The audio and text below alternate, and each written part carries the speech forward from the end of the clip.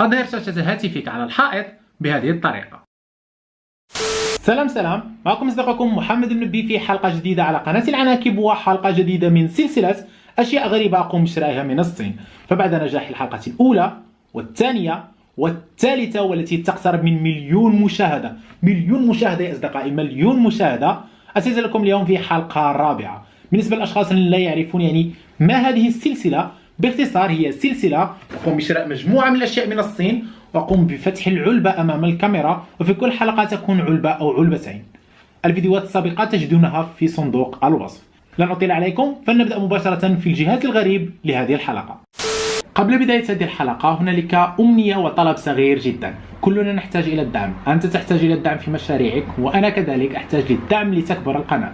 لذلك صديقي العزيز، إن كانت هذه أول مرة تشاهد قناتي، أتمنى منك أن تضغط على الزر الأحمر، نعم الزر الخاص بالاشتراك. بهذا الشكل تدعم قناتي لتستمر، بالإضافة أنك ستوصل دائما بجديد الحلقات التي نقوم بنشرها على هذه القناة.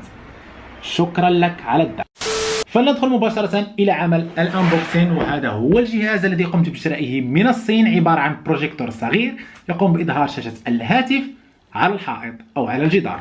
إذن هذا هو اسم الجهاز، سمارت كيوب P1. تشاهدون شكل العلبة، شكلها جميل جدا.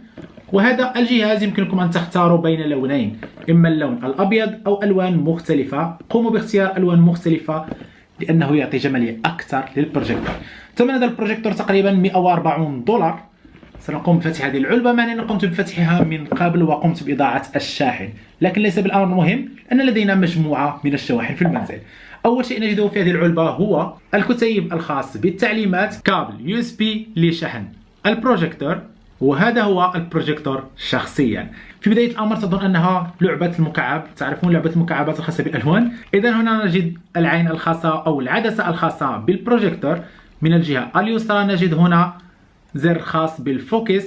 تعرفون عندما تقومون بعكس الصورة على الحائط تقومون بتحديد الدقة، هذا هو الزر الذي يقوم باختيار الدقة.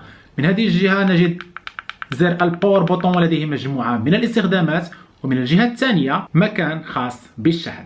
أما بالنسبة للجهة اليسرى فنجد مكان خاص باليو اس بي، يمكنك إلصاقها مباشرة وعكس ما يوجد بداخلها على الحائط بدون استخدام الهاتف. إذا أصدقائي الأعزاء، فلنقوم بتجربة هذا البروجيكتور الصغير مع الهاتف وعكسه على الجدار. إذا سنبدأ الشرح بسرعة. قمت بإطفاء الأضواء لتظهر صورة البروجيكتور بشكل أوضح. هذا هو البروجيكتور. إذا كيف سأقوم الآن بربط بين الهاتف وبين البروجيكتور؟ طريقة سهلة. أول شيء يجب أن أتصل على شبكة الواي فاي التي يصدرها البروجيكتور، كما تشاهدون P1 كونكت. بعد ذلك أصدقائي الأعزاء سأقوم بتحميل تطبيق ريموت كنترول تجدونه على جوجل بلاي، اسمه سمارت كيوب P1، وهذا هو الريموت كنترول كما تشاهدون هنا كونكت. بعد ذلك سنقوم بالخطوة الثانية وهي ميراكاست، والتي تعني أنني سأقوم بإرسال الصورة من الهاتف إلى الفيديو بروجيكتور بهذه الطريقة كونفير.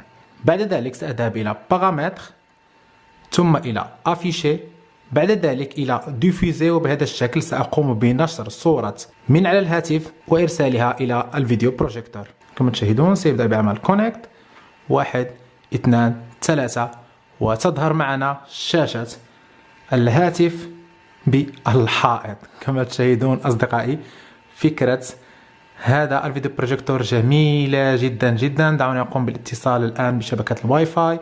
يمكنني كذلك أن أقوم بالدخول إلى اليوتيوب. شاهدوا معي، سأقوم الآن بالدخول إلى اليوتيوب، أبحث على العناكب، قناة العناكب. بعد ذلك ندخل إلى القناة ونشاهد مثلا دعنا نشاهد هذا الفيديو، وكذلك يمكنك أن تضغط بهذا الشكل. كما تشاهدون أصدقائي الأعزاء، نحتاج فقط للصوت. أين هو الصوت؟ لاحظتم معي بإمكانكم بهذا الشكل أن تشاهدوا مجموعة من الفيديوهات، أن تقوم بعمل كونكت على حسابكم الفيسبوك، وكذلك يمكنكم أن تقوموا بلعب مجموعة من الألعاب مباشرة من هاتفكم على الحائط. أتمنى أن هذا الفيديو بروجيكتور نال إعجابكم.